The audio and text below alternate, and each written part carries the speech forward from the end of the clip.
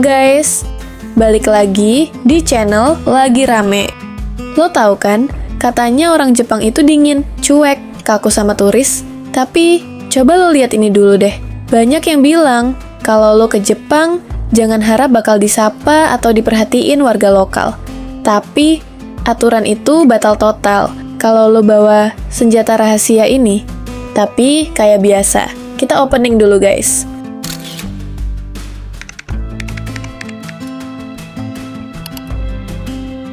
Iya, bayi gemoy. Lihat deh, realitanya malah kebalikannya guys. Dari mas-mas kasir, bapak-bapak di jalan, sampai rombongan ibu-ibu random, semuanya auto leleh. Mereka bener-bener nggak bisa nahan diri buat nggak nyapa. Ada yang dadah heboh, ada yang ngajak bercanda, bahkan sampai ada yang minta gendong dong. Serius, berasa bawa artis papan atas, bukan bawa bayi. Jadi, fix ya, tembok dinginnya orang Jepang bakal runtuh seketika di depan bayi lucu. Tips pro buat lo yang mau dapat special treatment di Jepang, bawa bayi. Terus kalau yang nggak punya bayi, gimana? Mungkin lo yang jadi bayinya. Wah, gak nyangka banget. Ketika ada orang Indonesia mengajak bayi mereka jalan-jalan ke Jepang, orang-orang Jepang langsung berkerumun untuk melihat bayi mereka. Yang ternyata orang Jepang suka banget sama anak kecil, dan sayangnya kini jumlah kelahiran anak di Jepang semakin menurun akibat banyak orang Jepang yang enggak mau nikah. Tapi ternyata di dalam hati kecil mereka pingin punya bayi juga.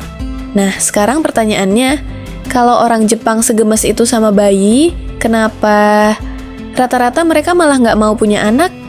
Ini pertanyaan bagus banget. Dan ini juga jadi ironi terbesar Jepang hari ini. Di satu sisi, mereka cinta anak kecil, tapi di sisi lain, angka kelahiran mereka anjlok parah. Kenapa bisa gitu? Singkatnya, punya anak di Jepang itu dianggap level hard.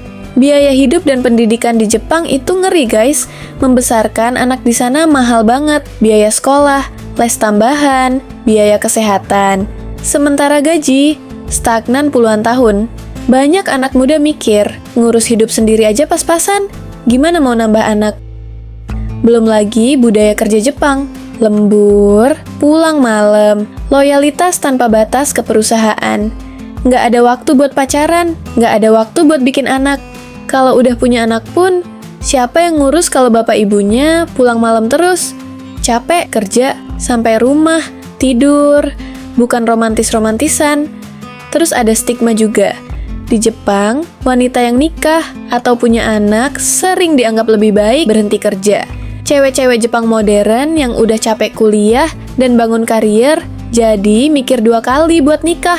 Takut karirnya tamat, takut dipandang sebelah mata. Belum lagi daycare, antriannya panjang banget. Terus muncul fenomena cowok herbivora atau soshoku danshi. Cowok-cowok yang nggak tertarik pacaran, apalagi nikah. Mereka lebih happy sama hobi, lebih bebas, lebih tenang. Uang bisa dipakai buat me time, traveling, beli merchandise, tanpa drama, tanpa tanggung jawab tambahan. Dan satu hal penting, orang Jepang itu perfeksionis. Banyak yang mikir, kalau gue nggak bisa ngasih yang terbaik buat anak gue, mending nggak usah punya anak sekalian. Sekarang, coba kita bandingin sebentar. Di Jepang, punya anak itu proyek hidup paling berat. Semua harus dihitung. Uang, waktu, masa depan. Salah dikit, orang tua ngerasa gagal. Anaknya nggak masuk sekolah bagus, malu. Nggak bisa ngasih fasilitas maksimal, takut anaknya kalah saing. Tekanannya nyata. Sekarang geser ke Indonesia. Di sini, punya anak kadang bahkan nggak pakai rencana. Nikah, punya anak, belum mapan, rezeki udah ada yang ngatur. Anak nangis di warung, disenyumin, digendong tetangga, dicandain orang nggak dikenal. Di Jepang, bayi bikin orang gemas. Di Indonesia, bayi bikin orang merasa punya hubungan. Satu kampung ikut ngerawat, satu RT ikut bahagia. Anak bukan cuma tanggung jawab orang tua, tapi urusan sosial. Dan yang paling penting, agama. Di Jepang, agama lebih ke tradisi. Datang ke kuil saat tahun baru, doa waktu ujian, ada ritual, ada simbol. Tapi buat banyak orang, agama bukan pegangan hidup sehari-hari. Menikah, pilihan. Tidak menikah, biasa. Punya anak, opsional.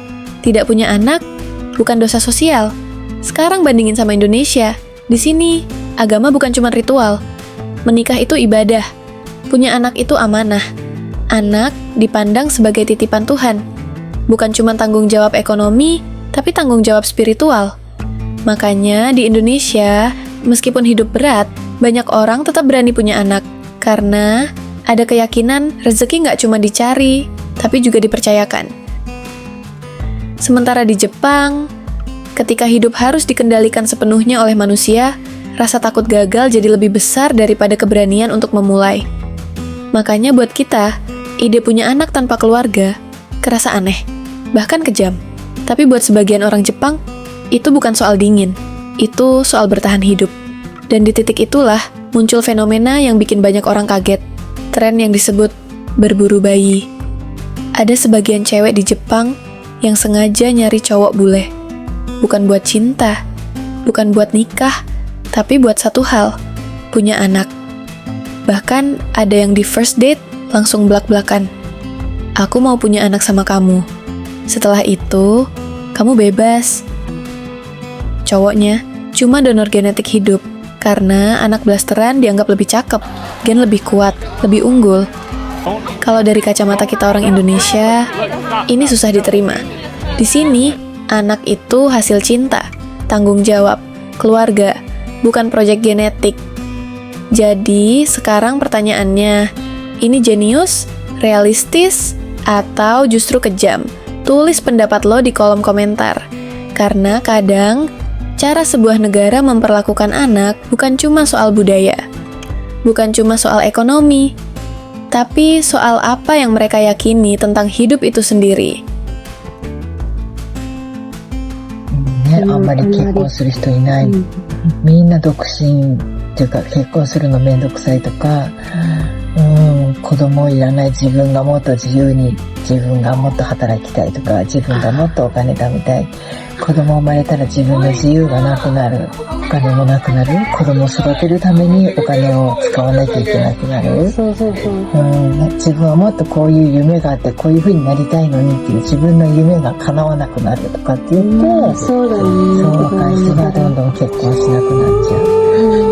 いっぱい子供産んでほしいから結婚してほしいから、お金をあげるから頑張って結婚して子供産んでちょうだいとか、いろいろやってくれるけど、そのぐらいもらっても足りないっていうか、だから子供を産んでも一人しかいらないとか、もうそんな3人とかなんかもう育てられない。子供欲しいと思いますか？